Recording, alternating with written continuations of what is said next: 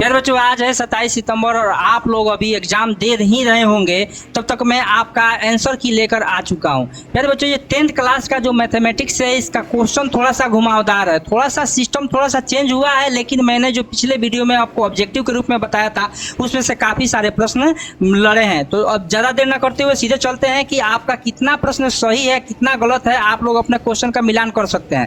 पहला प्रश्न क्या है कि समीकरण x प्लस वाई बराबर 14 और x माइनस वाई बराबर 4 को हल करने पर x और y का मान प्राप्त होता है। क्या प्राप्त होता है? ऑप्शन ए में क्या है, x बराबर 9 y बराबर 5, बी में x बराबर 5 y बराबर 9, सी में x बराबर माइनस 9 y बराबर 5 और डी में है x बराबर 9 और y बराबर माइनस 5। क्या लगता है क्या सही इसका जवाब होगा प्यारे बच्चों? तो इसका सही जवाब होगा option A. Option A, x बराबर इसमें आएगा 9 और 5, ये इसका बिल्कुल सही जवाब होगा। फिर अगले प्रश्न पर आते हैं कि दो संख्याओं का अंतर कितना है। दो संख्याओं का अंतर 26 है, तो उनमें से एक संख्या दूसरी संख्या के 3 गुनी है, तो इसका रैखिक समीकरण क्या होगा? क्या लगता है? ऑप्शन ए क्या है, x प्लस वाई बराबर 26 x बराबर 3 y। फिर क्या है, x माइनस वाई बराबर 26 y बराबर 3 है। फिर सी क्या है कि x माइनस वाई बराबर 26 और x बराबर 3 y। और डी बराबर क्या है? तो डी का जो ऑप्शन है x प्लस वाई बराबर 26 और x वाई बराबर 3। क्या लगता है सही जवाब क्या होगा प्यारे बच्चों? इसका तो सही जवाब होगा। आप लोग जल्दी जल्दी जो है अपना क्वेश्चन पेपर लेके आप मिलान कर लीजिए, कितना आपका नंबर सही हुआ है आप हमको कमेंट करके बताइएगा। तो इसका सही जवाब होगा option C, x minus y बराबर 26 और x बराबर 3y। फिर आते हैं अगले प्रश्न पर। अगला प्रश्न क्या है कि दो समपूरक कोण का बड़ा हिस्सा अपने लघुत्तम कोण से 18 डिग्री ज़्यादा है, तो बड़े हिस्से का मान है। ऑप्शन ए है 81 डिग्री, बी है 99 डिग्री, सी है 89 डिग्री और डी 71 डिग्री। क्या लगता है सही जवाब क्या होगा इसका मेरे बच्चों? इसका सही जवाब होगा ऑप्शन बी, 99 डिग्री। तो आप लोग अगर चैनल पर नए होंगे तो चैनल को सब्सक्राइब जरूर कर लीजिएगा। आपको आपकी परीक्षा से संबंधित जो जितना भी हेल्प हो सकता है मैं इस चैनल के माध्यम से करता हूं। फिर आते हैं अगले प्रश्न पर कि यदि दो व्यक्तियों का सम्मिलित आमदनी 8,000 रुपया है, उनकी आमदनी का अनुपात 9:7 हो, तो पहले व्यक्ति का आमदनी कितना होगा?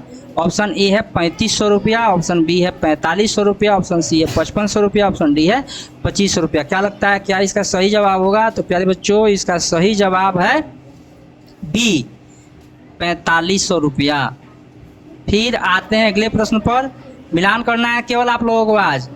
अगला प्रश्न है, इससे आपका जो है सामर्थ्य का अंदाजा हो जाएगा कि आप किस प्रकार तैयार है, परीक्षा देने के लिए तैयार है कि नहीं है, आपको कितना तैयारी करने की ज़रूरत है।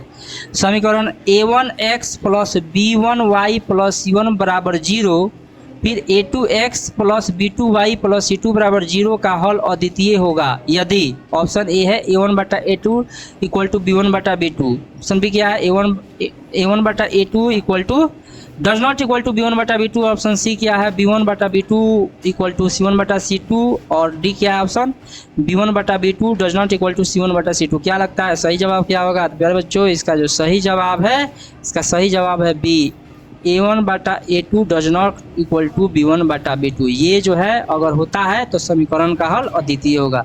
फिर आते हैं अगले प्रश्न पर। समकोण त्रिभुज की सबसे बड़ी भुजा क्या कहलाती है? बड़ा ही आसान प्रश्न। ऑप्शन ए है लंब, बी है आधार, सी है कर्ण और डी है माध्यिका। क्या लगता है सही जवाब इसका क्या होगा? तो प्यारे बच्चों इसका सही जवाब होगा कर्ण। ये जो समकोण त्रिभुज की सबसे बड़ी भुजा है उसको कर्ण कहते हैं। ऑप्शन सी बिल्कुल सही जवाब है।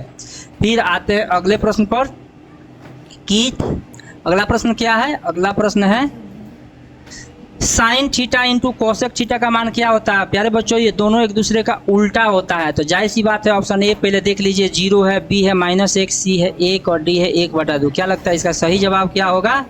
प्यारे बच्चों इसका जो सही जवाब है, इसका सही जवाब होगा सी, 1 होगा। फिर आते हैं अगले प्रश्न पर। यदि cos थीटा बराबर 21/29 तो साइन थीटा का मान क्या होगा? ऑप्शन ए है 29/20, बी है 20/29, सी है 20/21 और डी है 21/20। क्या लगता है इसका सही जवाब क्या होगा? तो इसका जो है सही जवाब होगा B, option B, option B 20/29। आप लोग पी का मान निकाल लीजिएगा। फिर है 9 नंबर प्रश्न। समकोण त्रिभुज में कोण और जो भुजा मिलकर निर्देश कोण बनाती है क्या कहलाती है? ऑप्शन ए है आधार, बी है लंब, सी है समद्विभाजक, डी है माध्यिका। प्यारे बच्चों इसका सही जवाब क्या होगा? तो इसका सही जवाब जो है होगा ऑप्शन ए आधार। फिर आते हैं अगले प्रश्न पर। अगला प्रश्न क्या है कि यदि साइन थीटा बराबर कॉस थीटा तो थीटा का मान क्या होगा। प्यारे बच्चों, ये प्रश्न मैं पिछले बार ही जो गेस प्रश्न में है आपको दिया था, आप लोग चाहें तो उसको जल्दी जल्दी देख सकते हैं। इसका सही मान होगा ऑप्शन बी। 10 का सही मान क्या होगा, ऑप्शन बी। 45 डिग्री के मान पर साइन थीटा और कॉस थीटा का मान बराबर होता है, दोनों का मान 1/√2 होता है। फिर आते हैं अगले प्रश्न पर। कोसेक 90 डिग्री माइनस थीटा का मान क्या होगा। प्यारे बच्चों, ऑप्शन ए है सेक थीटा, बी है कॉट थीटा, सी है टेन थीटा, डी है कॉस थीटा। क्या लगता है सही जवाब क्या होगा। तो इसका सही जवाब होगा 11 का ऑप्शन ए, बिल्कुल सही जवाब है सेक थीटा। आप लोगों को कलर चेंज करके मैं बता दे रहा हूँ, सही जवाब है सेक थीटा। फिर आते हैं अगले प्रश्न पर कि साइन 18 डिग्री बटा कॉस 72 डिग्री का मान क्या होगा।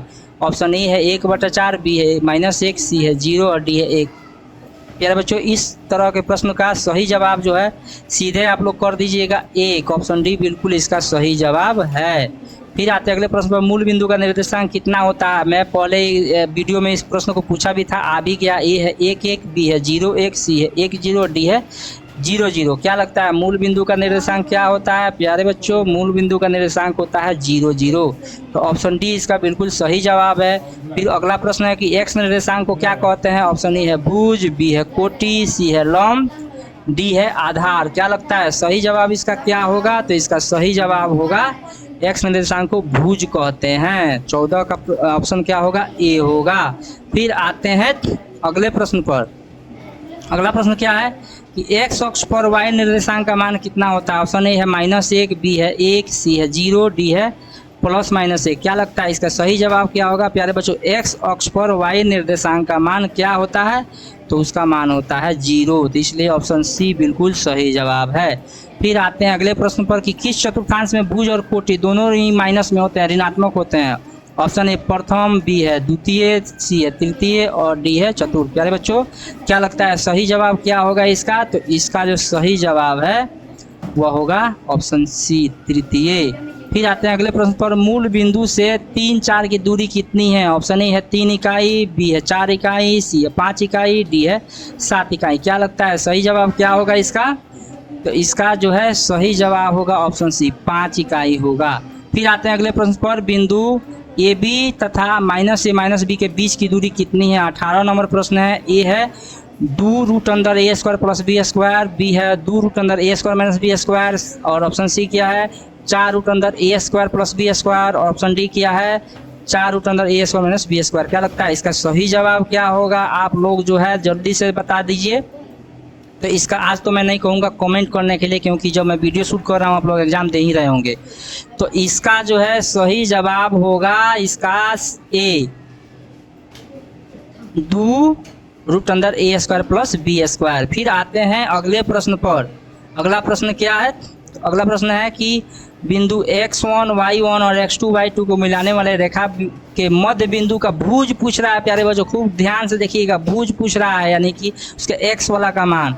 उसका सही जवाब क्या होगा। ऑप्शन है x1 + y1 बटा 2, ऑप्शन बी क्या है x1 + y2 बटा 2, ऑप्शन सी क्या है x1 + x2 बटा 2, ऑप्शन डी क्या है y1 + y2 बटा 2। क्या लगता है इसका सही जवाब क्या होगा। प्यारे बच्चों, इसका सही जवाब सी होगा, x1 + x2 बटा 2। फिर अगला प्रश्न है कि बिंदु x1, y1 तथा x2, y2 को मिलाने वाले रेखाखंड को मध्य बिंदु m1 अनुपात m2 के अनुपात में अंतः विभक्त करती है। तो x का मान, y का मान नहीं पूछ रहा है, x का मान आप देख सकते हैं। ऑप्शन ए है m1 y2 + y2, m2 y1 बटा m1 + m2, ऑप्शन ए है। बी है m1 x2 + m2 x1 बटा m1 + m2 और सी क्या है m1 x2 + m2 x2 बटा m1 + m2 और डी क्या है m1 y1 + m2 y2 बटा m1 + m2। क्या लगता है इसका सही जवाब क्या होगा। तो प्यारे बच्चों, इसका जो सही जवाब होगा ऑप्शन बी होगा। तो फिर आते हैं अगले प्रश्न पर। अगला प्रश्न क्या है, समकोण त्रिभुज का क्षेत्रफल का सूत्र क्या होता है। ऑप्शन ए 1/2 आधार गुना ऊंचाई, बी है √3/4 × भुजा स्क्वायर, सी है s √s × s - a × s - b × s - c और डी है 2 गुना आधार गुना ऊंचाई बटा 2। प्यारे बच्चों, 2 गुना आधार गुना ऊंचाई। तो क्या इसका सही जवाब होगा समकोण। तो अब इसका सही जवाब होगा ऑप्शन ए ऑप्शन ए इसका बिल्कुल सही जवाब होगा। 1/2 आधार गुना ऊंचाई, यही समकोण त्रिभुज के क्षेत्रफल का सूत्र होता है। फिर आते हैं अगले प्रश्न पर।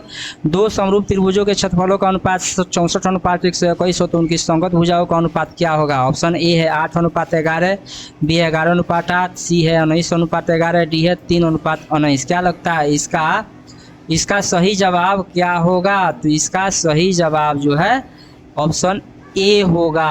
क्यों ऑप्शन ए होगा? 8 हटाई 64 और 11 अगर हम 121, इसका स्क्वायर रूट कर देते हैं। मैं इस पिछले वीडियो में आप लोगों को भली भांति समझा दिया था। देखिए उस तरह से काफ़ी प्रश्न आया है, इसलिए जो मैं कहता हूँ जो लोग जो है चैनल पर नए होंगे चैनल को सब्सक्राइब कर लीजिए ताकि आप भी जो है जुड़े रहें। फिर आते हैं अगले प्रश्न पर। बेलन का आयतन क्या होता है? ऑप्शन ए है πr²h, बी है 1/3 πr²h, ऑप्शन सी है 2πrh और डी है 2πr × h+r। क्या लगता है इसका सही जवाब क्या होगा? तो इसका सही जवाब प्यारे बच्चों होगा ऑप्शन ए πr² होता है। फिर आते हैं अगले प्रश्न पर। त्रिभुज का क्षेत्रफल ज्ञात करना है जिसका आधार 25 सेंटीमीटर, ऊंचाई 2.8 सेंटीमीटर है। तो जाहिर सी बात है पहले ऑप्शन देख लेंगे आप लोग। Option A 115 centimetre square, option B 125 centimetre square, option C 135 centimetre square, D 145 centimetre square. तो इसका जो है सही जवाब क्या होगा? तो इसका सही जवाब होगा ऑप्शन सी 135 सेंटीमीटर स्क्वायर। क्यों? क्योंकि आप लोग जो है 1/2 आधार में 25 और गुना 2.8 कीजिएगा तो इतना ही आंसर आएगा। फिर अगला प्रश्न क्या है कि गोला का आयतन कितना होता है? ऑप्शन ए 1/3 πr³, बी है 4/3 πr³, सी है 3/4 πr³ और डी है 4 πr²। इसका सही जवाब क्या होगा? प्यारे बच्चों आप लोग सही से देखिएगा, सूत्र अगर आप लोग याद किए होंगे तो इसका सही जवाब होगा बी 4/3 πr³। गोला का आयतन का सूत्र यही होता है। फिर अगला प्रश्न क्या है कि वर्ग चिन्ह का मान क्या होता है? ऑप्शन ए है उच्च सीमा प्लस न्यूनतम सीमा, फिर बी है उच्चतम सीमा प्लस न्यूनतम सीमा बटा 2 और सी है उच्चतम सीमा माइनस न्यूनतम सीमा और फिर है डी उच्चतम सीमा माइनस न्यूनतम सीमा बटा 2। क्या लगता है इसका सही जवाब क्या होगा? तो इसका प्यारे बच्चों सही जवाब होगा बी उच्चतम सीमा प्लस न्यूनतम सीमा बटा 2। फिर आते हैं अगले प्रश्न पर। आपको 30 में से 25 ही बनाने थे। यदि 5 प्रेक्षणों x+2, x+4, x+6, x+8 का माध्य है 11 तो x का मान कितना होगा? ऑप्शन ए क्या है 4 है, बी है 5, सी है 6 और डी है 7। क्या लगता है इसका सही जवाब क्या होगा? तो इसका सही जवाब होगा ऑप्शन डी 7 आएगा x का मान इसमें। फिर आते हैं अगले प्रश्न पर। निम्नलिखित में कौन केंद्रीय प्रवृत्ति का माप नहीं है? ऑप्शन ए है माध्य, बी है माध्यिका, सी है बहुलक, डी है परिसर। क्या लगता है सही जवाब क्या होगा? तो इसका सही जवाब होगा ऑप्शन डी परिसर को केंद्रीय प्रवृत्ति का माप नहीं कहते हैं, माध्य माध्यिका बहुलक को कहते हैं। फिर अगला प्रश्न क्या है? तो अगला प्रश्न है निम्नलिखित में किसका मान आलेख की सहायता से नहीं निकाला जा सकता? ऑप्शन ए है माध्य, बी है माध्यिका, सी है बहुलक, डी इनमें से कोई नहीं। प्यारे बच्चों क्या लगता है? ये थोड़ा सा नया प्रश्न है तो इसका सही जवाब क्या होगा? माध्य। माध्य को आप ग्राफ से आलेख से नहीं निकाल सकते हैं। फिर रखते हैं अगले प्रश्न और लास्ट प्रश्न पर। संचयी बनामपट्टा सारणी का उपयोग किसके निर्धारण में होता है? ऑप्शन ए है माध्य के, बी है माध्यिका के, सी है बहुलक के, डी है इनमें से सभी। क्या लगता है अंतिम प्रश्न का सही जवाब है कि नहीं आपके पास? तो इसका सही जवाब होगा ऑप्शन बी माध्यिका निकाला जाता है। प्यारे बच्चों मैं 30 का 30 जवाब दे दिया हूँ, आप अपने क्वेश्चन पेपर से मिलान कर लीजिएगा और कमेंट के माध्यम से बताइए कि आपका कितना सही हुआ। फिर चैनल को सब्सक्राइब किए रहिएगा। तो अगले वीडियो में मिलेंगे, तब तक के लिए जय हिंद, जय भारत।